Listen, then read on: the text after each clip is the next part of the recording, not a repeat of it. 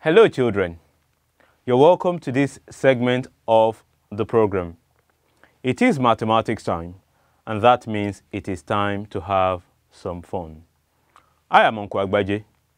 Today in mathematics, we will be looking at something quite different from what we have been doing in the past couple of days. We will be looking at scale drawing.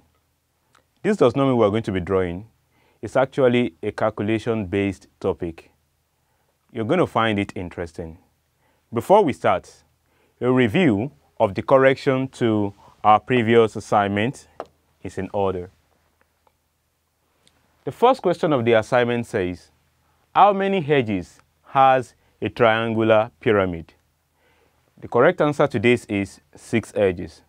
There are 3 edges at the base and 3 edges slanting towards the top. Question number 2 says, how many faces has a triangular pyramid?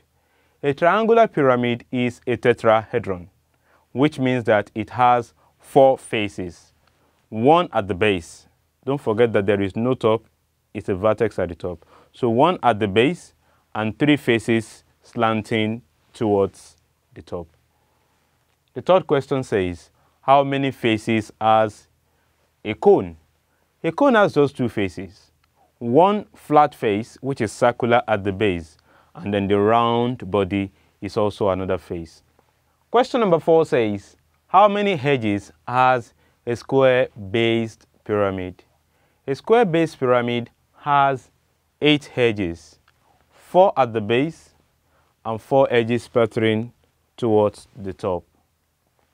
Finally, the last question says, how many vertices has a pentagonal pyramid? The vertices are the sharp points. So a pentagonal pyramid has 6 vertices, 5 for each of the corners at the base and the 1 vertex at the top, making 6 altogether. Now I believe you got all this right, and for that you deserve a cheer. Moving on to today's lesson, our objectives of the lesson are as follows. By the end of the lesson, you should be able to appreciate the applications of scale drawing around you. You might not realize it, but scale drawing takes place everywhere around you, almost on a daily basis. You should also be able to calculate real distances when you are given a scale or the distance on a map. You should also be able to calculate paper distances when you're given the scale. And what do all this mean? Let's just move right into what scale drawing is all about. Now, before we go into it, let's just review some of the basics that you have already known and that we are going to be using in the course of this lesson. Now, 1 meter is the same as 100 centimeter. Also, 1 kilometer is the same thing as 1,000 meters. In fact, the word kilo means 1,000. Now, at the same time, 1 kilometer is 100,000 centimeters. I want you to put this at the back of your mind. You can quickly scribble them down because we're going to be using them quite a lot in this lesson. Now, moving on. What is scale drawing in reality? Now, I want you to observe this picture and the smaller picture at the back. You will see that they are the same picture, except that one is bigger than the other. Now, it is possible that somebody drew that small picture observing this picture. This person must be a good artist because he seems to have gotten the picture exactly on a smaller scale. Now, this is what scale drawing is about. It's about representing a big picture on a small scale or a small picture on a big scale. Let's read. A scale drawing is a drawing which has been reduced, like that one, or enlarged from the original size to a specified scale. That's what scale drawing is all about. Now, scale drawing is a ratio. This is a key word. It's a ratio of the size of the drawing to the size of the original object being drawn. Now, I want you to observe these 3 pictures here. This is the original picture. You can see the number below it. It is written 1 to 1. That means they have the same size. Now this is written 1 to 2. And that means that this one is 2 times of that one. And this one is written as 2 to 1, which means this one is twice as big as this one. These ratios are very important. We call them the scale factor. And it tells you just how big one image or one picture is compared to the original. We'll see that as we move on. Now, drawing to scale is the same thing as reproducing the same picture in a diagram in a different size. As you can see, this is the picture and that's a smaller one. The same picture, different sizes. Now, your job will not be to draw, my friend. Your job will be to calculate exact length and breadth so that in future, perhaps when you get to secondary school and you want to actually engage in scale drawing, you can produce picture perfect and almost the same quality, the same image on a different scale. So it's very important that you learn this at this point. Now, this is a map of Nigeria. Now, that's also a map of Nigeria. Same map, different sizes. Scale drawings are used in practice to represent large distances on paper. Of course, Nigeria is a whole lot bigger than this board. Nigeria is a very wide geographical area. But thanks to scale drawing, we can bring Nigeria into the classroom on this scale. You can even bring Nigeria from my board onto your paper on a smaller scale. You can even make this map of Nigeria to be smaller. Nigeria can be as small as the palm of your hand using scale drawing. Now, the paper representation of your drawing is called the plan or the map. Very important. The paper representation is called the plan or the map. The actual representation, we call it the real life drawing. So take a note of this as we move on. Now, the scale for the scale drawing, the scale that we're given tells us how much the real or the actual distance is larger than the original distance. It tells us how much the real picture is bigger than the picture that we have drawn on paper. So you'll see some real example. For example, if you could be given a scale of this nature, it's usually expressed as a ratio, as I have said, a scale of 1 to 200. What that means is that the real distance or the real drawing is 200 times bigger in magnitude than what you have on paper. So you should not be confused. Anytime you see a drawing, always look for the scale of the drawing, especially if it's a drawing of a distance or a map. Okay, so that you can be sure of the real distance, always look at the scale. So if you look at 7 centimeter, you have to check the scale because the real distance will not be 7 centimeter. It will be much bigger. Now, the real distance in this case is 200 times of the paper distance. So if the paper distance is 2, the real distance will be 2 times 200, and that is 400. So now let's look at some real-life applications of scale drawing. Some of you might want to apply this later on in your life. Scale drawing is applicable in the field of architecture. You see, people who build this kind of structures, they have to be very good with knowledge of scale drawing. It's very useful in the field of map reading. When you want to travel long distances, you don't just look at 2 towns and say, oh, they are not so far. They could be very, very far.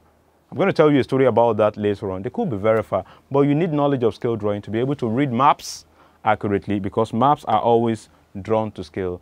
Look at this beautiful garden. Somebody designed this on a sheet of paper using the knowledge of scale drawing. You want to become somebody in this field later on in life, you need to know scale drawing. Land surveying, you've probably seen these people on the road constructing bridges and what have you. They use knowledge of scale drawing. Everything has to be right, otherwise there could be disasters on the road. Knowledge of scale drawing is very useful in the field of engineering for those of you that want to become engineers in future. Now finally, in the field of graphic design, you see all those beautiful houses, the beautiful cars that you see on the road. They don't design them on the road. They design them on sheets of paper and reproduce them in real life using the knowledge of scale drawing. So now, my friend, are you ready to become an expert in scale drawing? Let us begin. Example 1. Consider this log of wood. Now, a log of wood will normally not be 20 centimeter because 20 centimeter is not even as long as my arm. A centimeter is like the tip of your finger. So 20 centimeter is not going to be much. So which means that this is not a real drawing. This is actually a paper drawing. Question says, this log of wood is drawn to a scale of 1 to 25. Now on paper, the log of wood is 20 centimeter in the diagram. Calculate the actual length. Now we want to know the actual length. This length is very important for us. We know that the paper length is just 20 centimeters. So what will the actual length be? We will not know the actual length without knowing the scale of the drawing. So let's see how we proceed with this one. Now, what we want to find is the actual length of the log of wood. Keep that in mind. But what do we know? What we know is that the scale of the drawing is 1 to 25. So we have to interpret that scale. What does it mean, 1 to 25? 1 to 25 in terms of scale means that the real drawing is 25 times of the paper drawing. That's just what it means. Again, 1 to 25 means the real drawing is 25 times of the paper drawing. So now we know the paper length, which is 20 centimeter. We now want to know the real drawing. So what we need to do is to scale the paper length up. I will take it again. The paper length is 20 centimeter. We want to know the real length, and the real length is going to be bigger. So that means we'll scale up the paper length. But what does it mean to scale up? Now we're going to see about how to solve this particular problem. To scale up, as we have said, is to multiply by the scale factor. We know the paper distance. All we need to do is increase it to get the real distance. So to increase means to multiply. Now, in this case, our actual length is 20 centimeter, but the scale factor is 1 to 25, which I have written as 25 over 1. So think, to scale up means to multiply. If I want to get the real distance, it will be bigger, so I have to scale up. So it's as simple as multiplying your paper distance by 25. In this case, 20 times 25 will give us 500. So 20 centimeter times 25 is 500 centimeter, and that should be the real length. But this 500 centimeter, do not forget that 1 meter is 100 centimeter. 100 centimeter is 1 meter, so 500 centimeter will be 5 meters. So the length of the part is, the length of the wood rather, is 5 meters long, and this is a final answer. So I just circle the result. Now let me give you something to try your hands with, and at the back of your mind, have it there that if I know the real distance, the real life distance, and I want to find the paper distance will be small, so I will scale down, and that means to divide. If I know the paper distance and I want to find the real distance, the distance will be bigger, so I have to scale the paper distance up, and to scale up means to multiply. Have that at the back of your mind as you tackle this problem. The distance from the headmaster's office to the classroom is 45 meters. This is the actual length. How long will this distance be on the school plan paper, which is drawn using a scale of 1 to 100? You have 1 minute for this problem. Begin.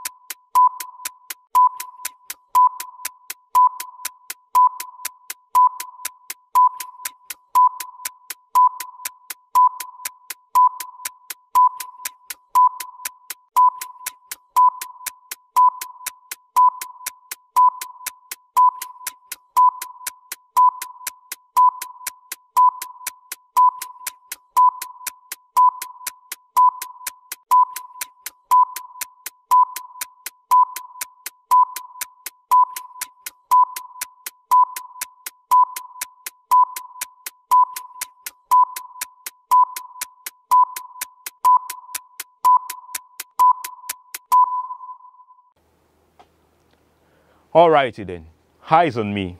I believe you're done by now. So let's just see how this is going to be solved. We know the real distance, 45 meters. We know the scale, 1 to 100. We want to find the paper distance. So that will be smaller, and that means we are making a big distance to be small. So we are scaling down. That means we are dividing. So I'm just going to rush through all this.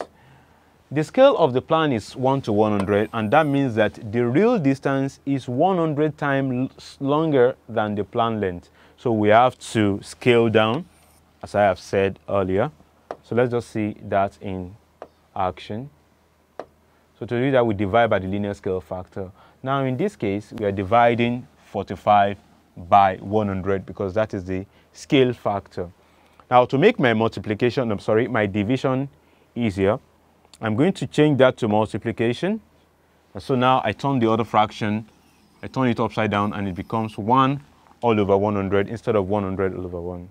Mind you, my division has now changed to multiplication. Now just to make my division easier again, I have to change my meters to centimeters. 1 meter is 100 centimeter. 45 meters will be 4,500 or 4,500 centimeter. Now it will be easier for me to just cancel zeros, which is what I'm going to just do. So 2 zeros cancels 2 0. I'm left with 45. 45 times 1 gives me 45. So that means that the distance on the plan is actually 45 centimeters. I believe you got this right. For that, you deserve a cheer. Now for your assignment, I would like you to copy this and solve them during your leisure. You have been given the paper length and the scale. Find the actual length, which means you have to scale up. Here you have been given the actual length. You have been given the scale. Find the paper length, which means you have to scale down. The rest of them are explanatory. So just solve them during your leisure, and we'll see about the correction in our next lesson.